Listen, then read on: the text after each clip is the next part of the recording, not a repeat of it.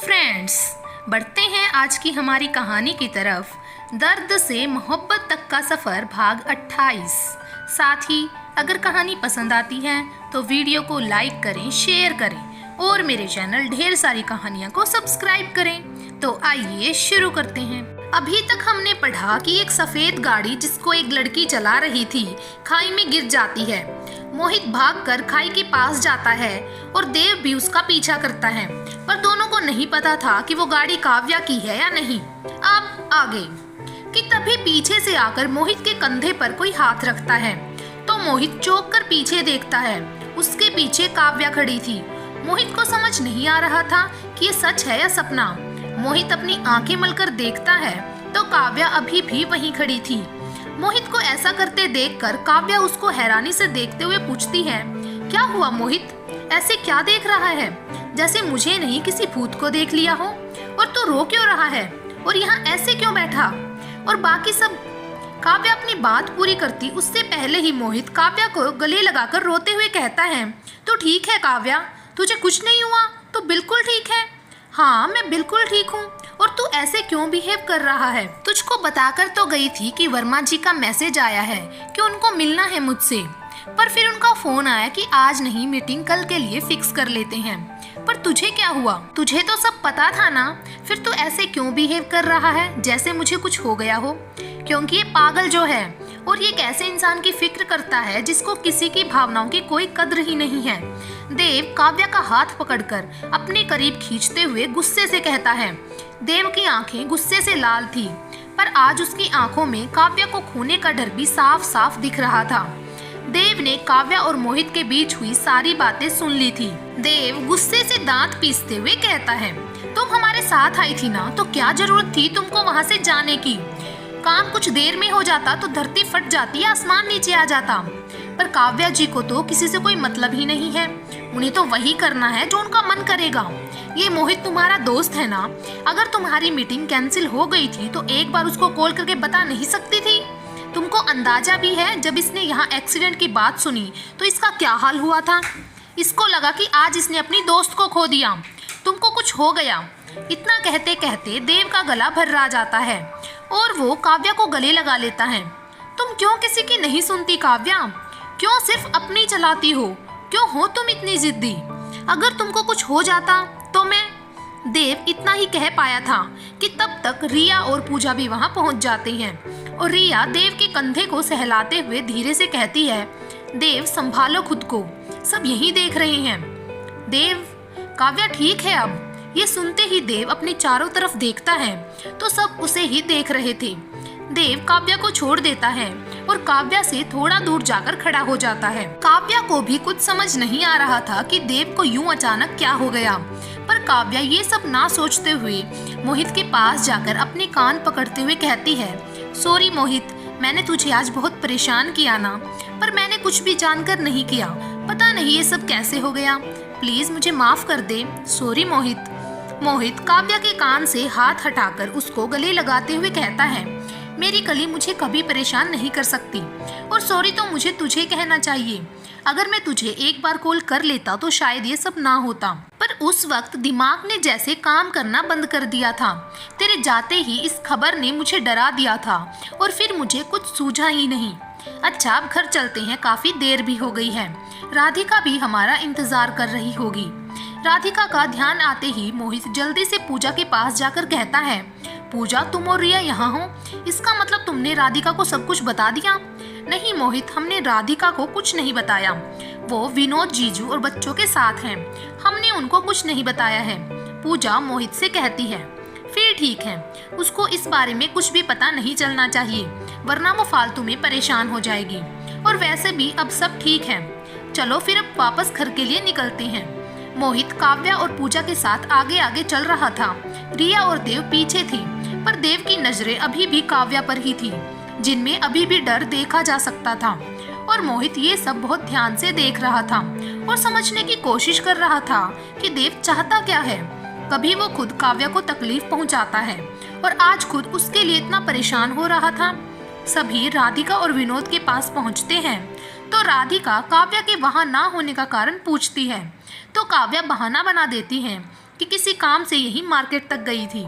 फिर सभी घर के लिए निकल जाते हैं, पर इस बार काव्या मोहित और पूजा के साथ उनकी गाड़ी में बैठी थी और राधिका और विनोद देव की गाड़ी में थे। बच्चे भी मोहित की गाड़ी में ही थे, क्योंकि अभी काव्या के साथ बैठने की जिद करता है, तो अवनी भी अभी के साथ ही मोहित की गाड़ी में बैठ जाती है। सभी घर पहुंच जाते हैं, पर देव किसी से बिना कुछ कहे सीधा अपने रूम में चला जाता है।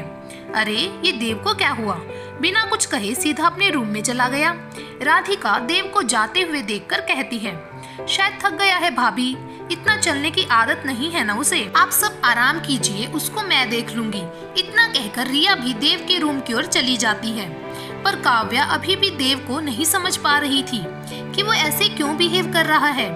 इसी तरह वो दिन भी निकल जाता है, अगले 2 दिन भी इसी तरह निकल जाते हैं। इन 2 दिनों में देव ना तो काव्या के सामने आता था और ना ही उसे ऐसा कुछ कहता था कि जिससे काव्या को तकलीफ पहुंचे। देव के इस बदले हुए व्यवहार को देखकर काव्या और मोहित दोनों ही हैरान थे। राधिका को आए हुए 5 दिन बीत गए थे। आज अभी का बर्थडे था, तो सब हॉल में बैठकर अभी के बर्थडे पार्टी की प्रिपरेशन के बारे में बातें कर रहे थे। आज देव भी सबके साथ बैठा था, पर वहाँ काव्या नहीं थी। पूजा सबके लिए चाय बनाकर ले आती है, तो राधिका पूजा से काव्या के बारे में पूछती है। पूजा, आज काव्या कहाँ है? सुबह से दिखी भी नहीं है, और ना ही हमारा बर्थडे बॉय कहीं दिख रहा है। हमारा बर्थडे बॉय अभी सो रहा है, और अभी उसका सोना ही अच्छा है, क्योंकि काव्या शाम के लिए कुछ सामान लेने मार्केट में गई है, और अगर उसको काव्या नहीं दिखी तो वो पूरा घर सिर पर उठा लेगा। पूजा राधिका को चाय का कप देते हुए कहती है, काव्या के लिए मार्केट चली गई, किसी को साथ ले जाती। ले आ गई तेरी काव्या, अब तो खुद ही उससे पूछ ले कि वो क्यों किसी को अपने साथ लेकर नहीं गई। मोहित दरवाजे की तरफ इशारा करते हुए कहता है, पर काव्या अकेली नहीं थी, बल्कि उसके साथ राघव भी था। मोहित जल्दी से जाकर काव्या के हाथ से बैग लेता है और उसको वहीं रखी चेयर पर बैठाकर काव्या को पानी का गिलास देता है, क्योंकि काव्या की सांस फूल रही थी। पर अभी तक देव की राघव और काव्या पर नजर नहीं पड़ी थी, क्योंकि वो अपने फोन में बिजी उनसे थोड़ा दूर बैठा था। देव का ध्यान राघव की तरफ तब पड़ता है जब राघव उसको गुड मॉर्निंग विश करता है। अरे काव्या, तुझको राघव जी कहाँ मिले? मोहित काव्या से कहता है, आज राघव जी बिल्कुल फरिश्ता बनकर आए मोहित। मैं सामान लेकर टैक्सी का वेट कर रही थी, पर आज कोई भी टैक्सी खाली नहीं मिल रही थी, क्योंकि आजकल टूरिस्ट का टाइम चल रहा है ना। ये तभी मुझे राघव जी मिल गई और मुझे लेकर यहाँ आ गई, वरना पता नहीं मैं कब तक यहाँ पहुँच पाती। अच्छा, अभी उठा तो नहीं ना? नहीं उठा तेरा अभी, और अगर उठ गया होता तो तुझे हम लोग यहाँ इतने आराम से बैठे हुए दिखते? मोहित हंसते हुए कहता है, and thank you Raghav ji, आपने हमारी काव्या की इतनी मदद की। हाँ Raghav ji, thank you so much. अगर आज आप ना होते तो शायद मैं टाइम पर घर नहीं पहुँच पाती। अरे थैंक यू की क्या बात है काव्या जी, हम आपके काम आए ये तो हमारे लिए सौभाग्य की बात है। राघव मुस्कुराते हुए कहता है, नहीं राघव जी, ये आपका बड़प्पन है। अरे आप खड़े क्यों हैं, बैठिए ना। काव्या राघव को बैठने के लिए कहती है, पर सामने देव को बैठा देख राघव बैठने में थोड़ा झेप रहा था। अरे बैठो राघव, जब यहाँ तक घर आ गए तो बैठने में क्यों शर्मा रहे हो, बैठ जाओ। देव टोंट कसते हुए कहता है, अब तो बैठ जाइए राघव जी, अब तो आपके सर ने भी कह दिया। मोहित हंसते हुए कहता है, पर देव अभी भी राघव को ही घूर रहा था, जो काव्या ने देख लिया था। अभी थोड़ा लेट हो रहा हूँ, फिर कभी बैठूंगा, अभी चलने की इजाजत दीजिए। ठीक है, अगर आपको देरी हो रही है तो मैं आपको नहीं रोकूंगा, पर जाने की इजाजत सिर्फ एक शर्त पर दूंगा कि आपको आज शाम को हमारे घर आना होगा। आज शाम हमारे बेटे अभी का बर्थडे है, तो एक छोटी सी पार्टी रखी है, तो उसमें आपको आना पड़ेगा, ये हमारी रिक्वेस्ट है। काव्या देव की तरफ देखती है, जो उसको ही देख रहा था। फिर काव्या भी मोहित की हाँ में हाँ मिलाते हुए कहती है, हाँ राघव जी, मोहित सही कह रहा है, आप प्लीज शाम को जरूर आइएगा, हम सबको अच्छा लगेगा। अरे आप प्लीज मत कहिए काव्या जी, आप कह रही हैं तो मैं जरूर आऊंगा, बस सर को कोई तकलीफ ना हो तो। अरे मुझे क्या तकलीफ होगी राघव, जब आपके काव्या जी को कोई तकलीफ नहीं है। देव काव्या को देखते हुए कहता है और गुस्से से अंदर चला जाता है। ठीक है काव्या जी, अब शाम को मिलते हैं, बाय। काव्या हल्का सा मुस्कुराकर हाँ में सिर हिला देती है और राघव वहाँ से चला जाता है। इसी तरह सुबह से शाम हो जाती है। मोहित और पूजा तैयार होकर बाहर के काम देख रहे थे और बाकी सब अपने अपने रूम में तैयार हो रहे थे। पर काव्या अभी को तैयार करने के लिए उसके पीछे भाग रही थी, पर अभी उसके हाथ नहीं आ पा रहा था। पर फिर भी काव्या अभी को रोकने की कोशिश करते हुए कहती है, अभी रुक जाओ, पार्टी शुरू होने वाली है, और अगर बर्थडे बॉय ही रेडी नहीं होगा तो केक कौन कट करेगा? पहले मुझे पकड़ो कली, मैं तभी न्यू ड्रेस पहनूंगा, वरना नहीं पहनूंगा। पहले मुझे पकड़ के दिखाओ। अभी वहाँ से अंदर की तरफ भागते हुए कहता है। तो काव्या भी हंसते हुए उसके पीछे भागने लगती है। अभी तो अंदर भाग जाता है, पर काव्या सामने से आते हुए देव से टकरा जाती है। काव्या देव से टकराकर गिरने लगती है, तो देव काव्या का हाथ थाम लेता है और उसको अपने करीब खींच लेता है। काव्या के बाल खुले हुए थे जो देव के ऊपर बिखर जाते हैं। देव को अपने इतना करीब पाकर काव्या आज फिर से जम सी जाती है। देव धीरे से अपने ऊपर से काव्या के बिखरे हुए बालों को समेटकर अलग कर देता है और अपने हाथ धीरे धीरे काव्या के चेहरे की ओर बढ़ाने लगता है। तो काव्या अपनी आंख बंद कर लेती है। देव काव्या के चेहरे पर आए बालों को उसके कान के पीछे कर देता है और धीरे से उसके कान में कहता है, चिंता मत करो, तुमको गिरने नहीं दूंगा, क्योंकि मुझ में और तुम में यही फर्क है। मैं अपने साथ बुरा करने वालों को भी संभाल लेता हूँ और तुम अपने चाहने वालों को भी जानकर गिरा देती हो। इतना कहकर देव काव्या को अपने से थोड़ा दूर करते हुए वहाँ से चला जाता है। पर देव की कही हुई बातें काव्या की आंखों में आंसू ले आती हैं, पर वो जल्दी से अपने आंसू साफ कर लेती है और अभी को तैयार करने अंदर रूम में चली जाती है। मेहमानों का आना शुरू हो गया था। मोहित और पूजा गेट पर खड़े होकर मेहमानों का स्वागत कर रहे थे। पूरे पार्टी एरिया को गुब्बारों और चमचमाती लाइट्स से बहुत खूबसूरती से सजाया गया था। राधिका और विनोद भी अमनी के साथ पार्टी एरिया में पहुंच गए थे कि तभी देव भी वहां पहुंच जाता है। ब्लैक कोट पैंट में देव काफी डैशिंग लग रहा था। पार्टी में मौजूद सभी की नजरें उसी पर टिकी थी, क्योंकि एक तो डीएम और ऊपर से इतना हैंडसम, तो लोगों का घूरना तो बनता ही था। काव्या अभी भी अपने रूम में तैयार हो रही थी कि तभी उसके दरवाजे पर दस्तक होती है। तो काव्या को लगता है कि शायद पूजा उसको बुलाने आई होगी। वो जल्दी से अपनी साड़ी को पिनअप करती है और दरवाजा खोलने के लिए जाती है, पर सामने रिया को देखकर वो हैरान हो जाती है। मैम, आप यहाँ? कुछ काम था? सारी बातें यहीं कर लोगी, अंदर आने के लिए नहीं कहोगी? सॉरी, बिल्कुल अंदर आइए ना। काव्या दरवाजे के सामने से हटते हुए कहती है। वाह काव्या, तुम कितनी ब्यूटीफुल लग रही हो। रिया काव्या को देखकर अपने गालों पर हाथ रखते हुए कहती है। काव्या ने लाइट पिंक कलर की साड़ी पहनी थी, जिसमें उसने बालों को खुला छोड़ने की बजाय चूड़ा बनाकर उसमें एक रोज लगाया हुआ था। हल्का सा मेकअप, गले में सिर्फ एक छोटा सा पेंडेंट, एक हाथ में ब्रेसलेट और एक में घड़ी, जिसमें काव्या बहुत प्यारी लग रही थी। थैंक यू मैम, पर आप भी बहुत प्यारी लग रही हैं। रिया ने ब्लू कलर का गाउन पहना था, पर तुमसे ज्यादा नहीं। पर तुमको देखकर मुझे भी साड़ी पहनने का मन कर रहा है, पर क्या करूं, मेरे पास तो कोई साड़ी है ही नहीं। पर कोई बात नहीं, चलो बाहर चलते हैं। रिया मायूस होते हुए कहती है। Ma'am, if you don't mind, अगर आप चाहें तो आप मेरी साड़ी पहन सकती हैं। मेरे पास काफी साड़ियां हैं, अगर आपको बुरा ना लगे तो। काव्या थोड़ा हिचकते हुए कहती है। सच्ची? और इसमें बुरा मानने वाली कौन सी बात है? ये तो मेरे लिए बहुत खुशी की बात है कि मैं तुम्हारी साड़ी पहनूंगी, पर एक शर्त पर कि तुमको मुझे बिल्कुल अपनी तरह तैयार करना पड़ेगा। ओके, पर पहले आप अपने लिए साड़ी तो पसंद कर लीजिए, काव्या मुस्कुराते हुए कहती है। तो रिया काव्या की अलमीरा से अपने लिए साड़ी पसंद करने लगती है। रिया एक साड़ी पसंद करके काव्या को लाकर दे देती है, पर उस साड़ी को देखते ही काव्या का चेहरा मुरझा जाता है, क्योंकि रिया ने वही साड़ी पसंद की थी जो देव ने काव्या को उसके बर्थडे पर गिफ्ट की थी। पर फिर काव्या के दिमाग में ये भी आता है कि ये साड़ी अब देव की होने वाली पत्नी ही तो मांग रही है उससे, और अब शायद उसके पास रिया को ये साड़ी ना देने का कोई भी कारण नहीं था, क्योंकि अब ये साड़ी क्या, देव भी तो उसका ही होने वाला था। रिया काव्या के चेहरे के सामने चुटकी बजाते हुए कहती है। अरे कहाँ खो गई? मैं ये साड़ी पहन सकती हूँ ना, तुमको कोई दिक्कत तो नहीं है ना? अगर ये साड़ी मैं पहनूं तो? अगर दिक्कत है तो सॉरी, मैं कोई दूसरी देख लेती हूँ। नहीं मैम, मुझे कोई दिक्कत नहीं है, काव्या रिया को रोकते हुए कहती है। आप यही साड़ी पहनिए, आप पर बहुत अच्छी लगेगी। पक्का ना? रिया वो साड़ी अपने ऊपर लगाकर शीशे में खुद को देखते हुए कहती है। काव्या सिर्फ हाँ में सिर हिला देती है और रिया को वो साड़ी पहनाने लगती है। रिया पर लाल रंग बहुत जच रहा था। काव्या रिया के बंधे हुए बाल खोल देती है। मैम, आप इस साड़ी में बहुत प्यारी लग रही हो। सच्ची? मतलब आज देव मुझे साड़ी में देखकर फ्लैट हो जाएगा। क्यों, सही कहा ना? रिया हंसते हुए कहती है। अच्छा अब जल्दी चलो, बाहर चलते हैं, वरना हमें ढूंढते हुए सब यहीं ना आ जाए। मैम आप चलिए, मैं 5 मिनट में आती हूँ। ओके, पर जल्दी आना, तब तक मैं देव से अपनी थोड़ी सी तारीफ करवा लेती हूँ, रिया हंसते हुए कहती है। काव्या भी झूठी मुस्कुराहट के साथ हाँ में सिर हिला देती है। रिया चली जाती है और काव्या वहीं कुर्सी पर बैठ जाती है। उसकी आंखों में आंसू थे। वो अपनी आंसुओं से भरी आंखों से कान्हा जी की मूर्ति की ओर देखती है, फिर जल्दी से अपनी आंख साफ करते हुए अपने रूम से बाहर आ जाती है। रिया पार्टी में पहुंच जाती है। सब रिया की खूब तारीफ कर रहे थे, क्योंकि रिया सच में बहुत खूबसूरत लग रही थी।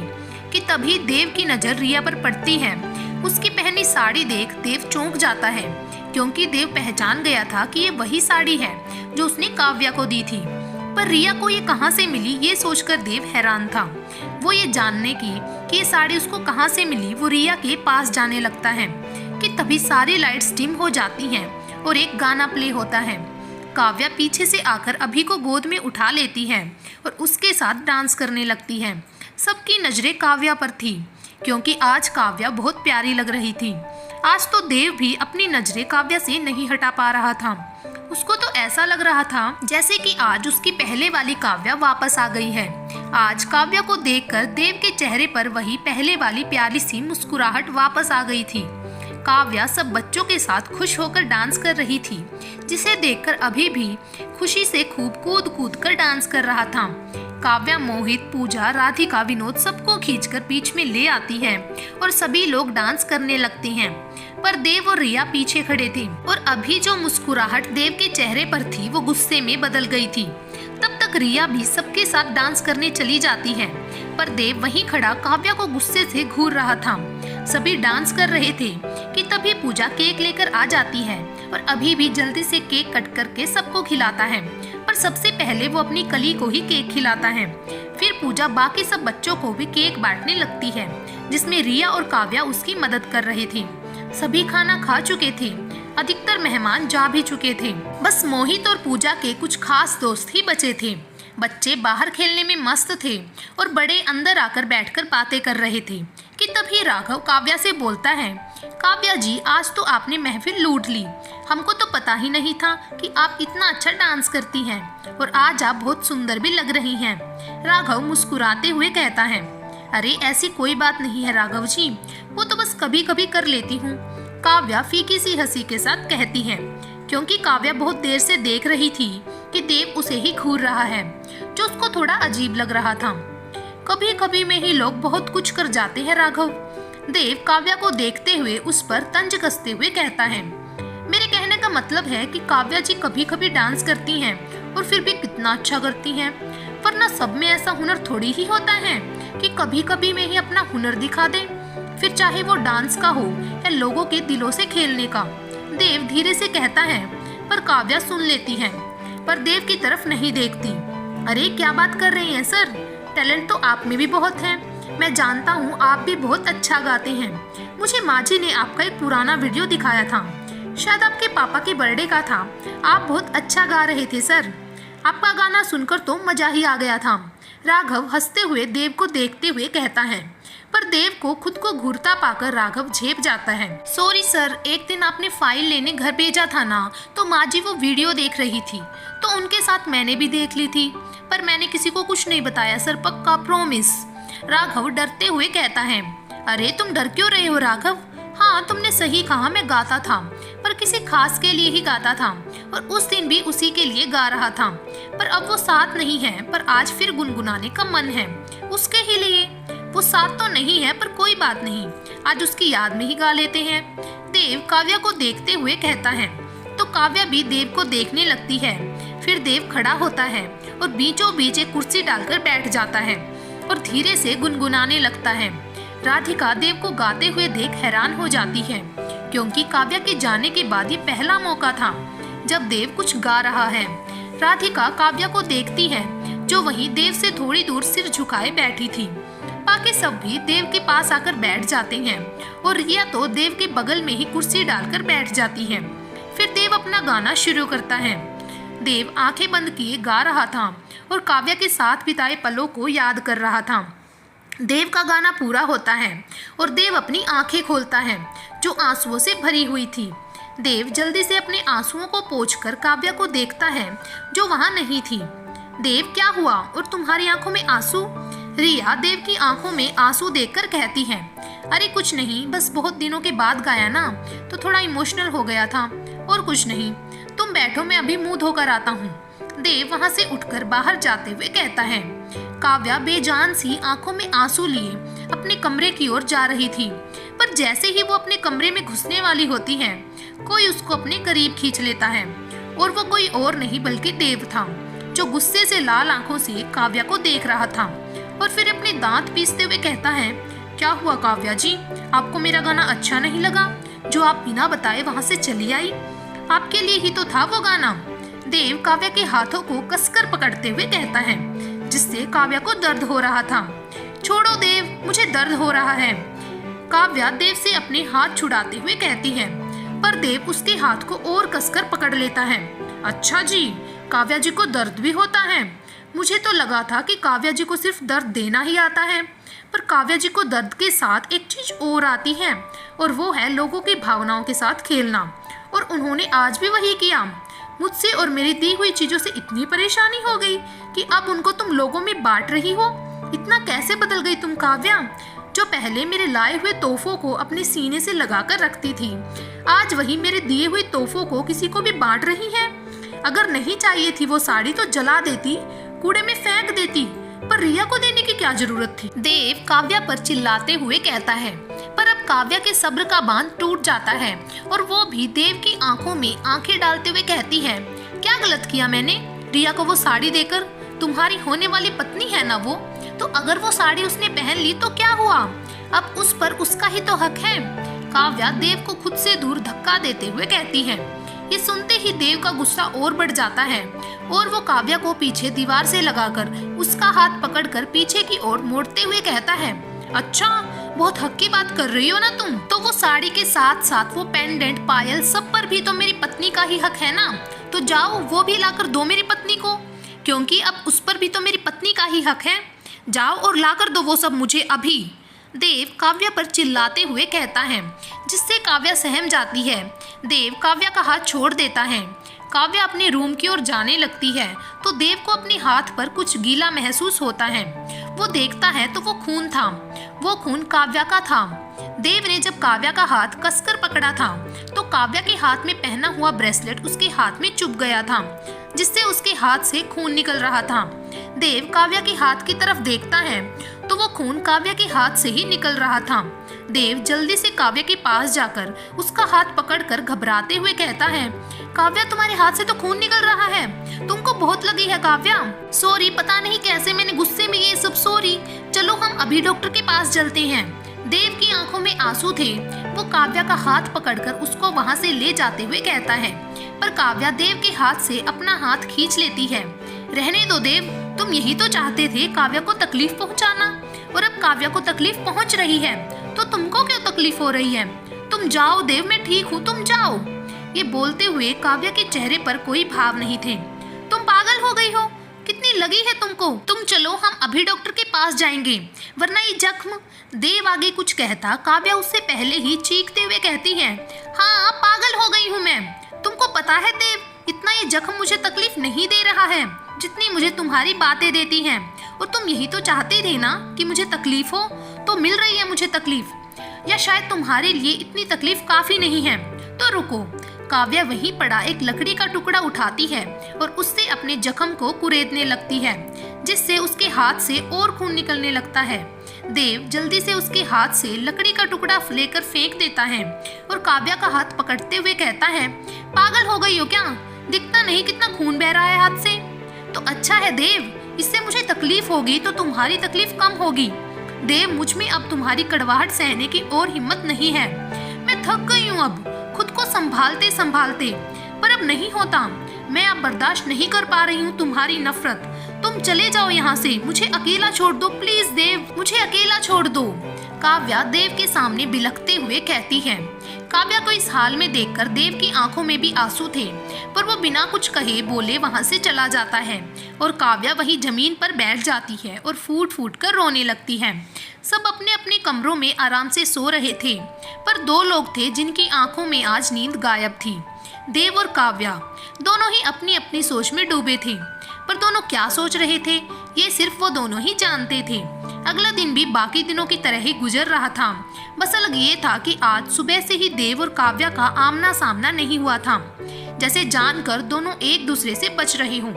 पर कब तक वो एक दूसरे से दूर रह सकते थे, क्योंकि वक्त बदलने वाला था। कुछ ऐसा होने वाला था जो या तो उनको हमेशा हमेशा के लिए एक दूसरे के पास ला सकता था या हमेशा के लिए उनको एक दूसरे से अलग कर सकता था। आज का भाग यहीं पर समाप्त करते हैं। आगे की कहानी आपको मिलेगी भाग नंबर 29 में, जहां देव को पता चलेगी काव्या की मुंबई छोड़ जाने की वजह। तो देखिए देव का कैसा रिएक्शन रहेगा। क्या देव काव्या को फिर से प्यार करने लगेगा? क्या अपनी दी हुई कड़वाहट की वजह से देव को पछतावा होगा? पूरी कहानी जानने के लिए हमसे जुड़े रहें और ऐसे ही प्यार बनाए रखें। धन्यवाद।